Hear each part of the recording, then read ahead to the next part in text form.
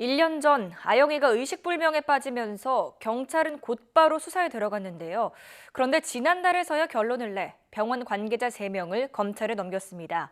이 아영이 사건을 계기로 신생아실의 CCTV 설치를 의무화하자는 여론도 있었지만 발의됐던 법안은 20대 국회가 끝나면서 자동 폐기됐습니다.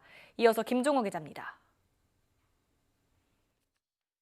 간호사가 아기를 높게 들더니 내동댕이 치듯 내려놓고 다시 다리를 들어 거꾸로 세웁니다.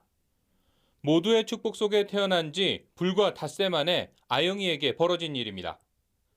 의식불명에 빠진 아영이 정밀 진단 결과는 두개골 골절과 외상성 뇌출혈. 당시 경찰은 곧바로 수사에 들어갔지만 결론을 내고 사건을 검찰에 넘긴 건 11달이 지난 지난달 25일입니다. CCTV의 아동학대 정황은 고스란히 드러나지만 아영이가 머리를 다친 게 간호사 잘못인지가 명확하지 않아서인데 몇 달을 검토한 전문가도 쉽게 결론 내리지 못했습니다. 경찰은 다른 원인이 없는 상황에서 간호사 과실이 명백하다며 업무상 과실치상 혐의 등에 대한 기소 의견으로 수사를 마무리했습니다. 수사 과정에서 다른 아동학대 정황이 나와 해당 병원 간호조무사와 원장도 함께 검찰에 송치했습니다. 그건 아동학대를 볼 수 있다.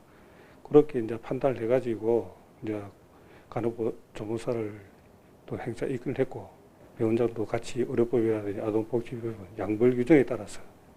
당시 아영이 사건이 알려지면서 국민적 공분이 일었고 관련 청와대 국민청원도 등장했습니다. 이에 정부는 철저한 수사와 신생아실 CCTV 설치 의무화 등 유사 사건을 막을 대책을 검토하겠다고 답변했습니다. 본 청원을 계기로 정부는 의료기관에서 이와 같은 일이 두 번 다시 발생하지 않도록 아동학대 및 의료기관 내 환자 안전과 관련한 정책들을 꼼꼼하게 챙기겠습니다. 하지만 아직 뚜렷한 움직임은 없는 상황입니다.